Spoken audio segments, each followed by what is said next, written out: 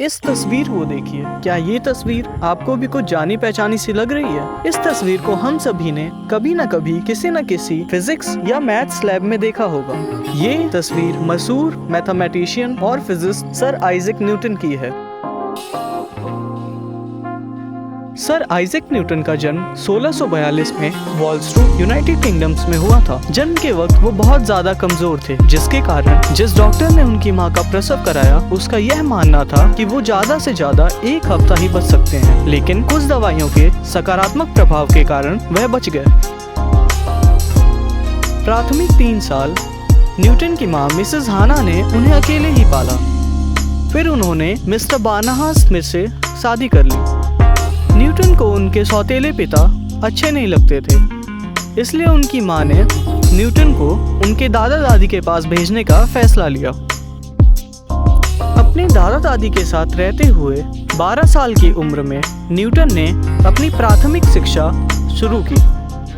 Newton थोड़े चिड़चिड़े और गुस्सैल स्वभाव के थे, जिसके कारण उनके कभी कोई दोस्त नहीं बने। न्यूटन का ध्यान किताबी शिक्षा में नहीं लगता था। वह बचपन से ही अपने दादा दादी से तारों और आसमान के बारे में पूछते रहते थे। शायद इसी कारण कक्षा में उनके अंक भी बहुत कम आते थे। इनके गुस्सैल स्वभाव के कारण एक बार इनकी किसी छात्र से लड़ाई हो गई, जिसके कारण इन्हें स्कूल से बाहर निकाल दिया गया। इसी बीच न्यूटन के सौतेले पिता की अकाल मृत्यु हो जाने के कारण न्यूटन अपनी माता के साथ रहने चले गए। स्कूल से बाहर हो जाने और घर की आर्थिक स्थिति बिगड़ जाने के कारण न्यूटन की मां चाहती थी कि वो खेती करें, लेकिन न्यूटन के बहुत जिद करने के बाद उन्होंने स्कूल के प्रिंसिपल से बात करके उनका दाखिला एक बार फिर स्कूल में करा दिया। बदले की भावना और दृढ़ इच्छा शक्ति लेकर न्यूटन एक बार फिर स्कूल आए और देखते ही देखते उनका नाम स्कूल के टॉपर्स में शामिल हो गया। 1660 में न्यूटन स्कूल के टॉपर बने। अपनी आगे की पढ़ाई पूरी करने के लिए न्यूटन ट्रिनिटी यूनिवर्सिटी गए।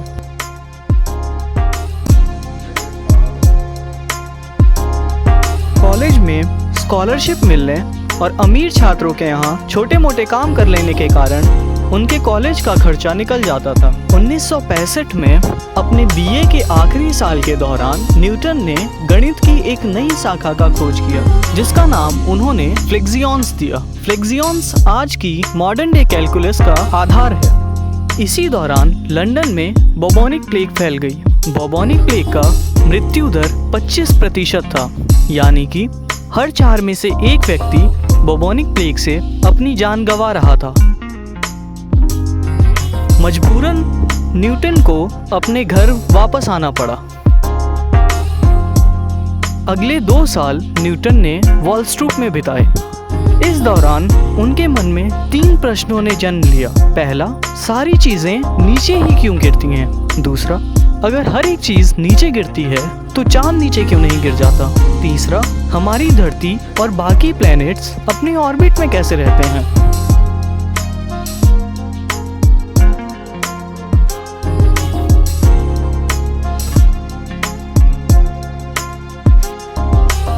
दो साल की कठिन परिश्रम और अपने सवालों के उत्तर ढूंढने की चाह ने आखिरकार उन्हें सफलता की राह पर लाके खड़ा कर दिया। उन्होंने गुरुत्वाकर्षण के नियम यानी लॉज ऑफ ग्रेविटेशन खोजे। 1667 में अपनी मास्टर्स की डिग्री पूरी करने के लिए वो कैम्ब्रिज लौट गए।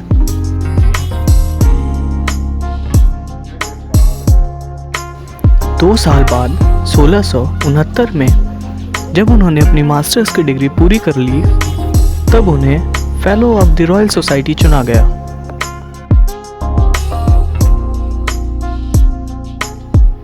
आइए उनके जीवन की कुछ और बड़ी उपलब्धियां देखते हैं।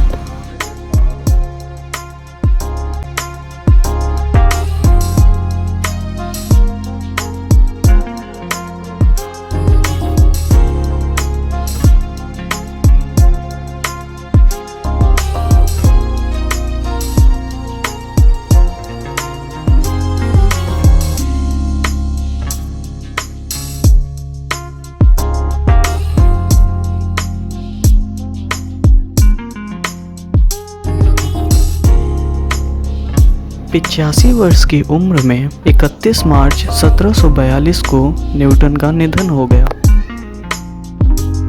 उनका यह मानना था कि इंसान की उपलब्धियों में उनके टैलेंट से ज़्यादा उनकी धैर्य शक्ति काम आती है।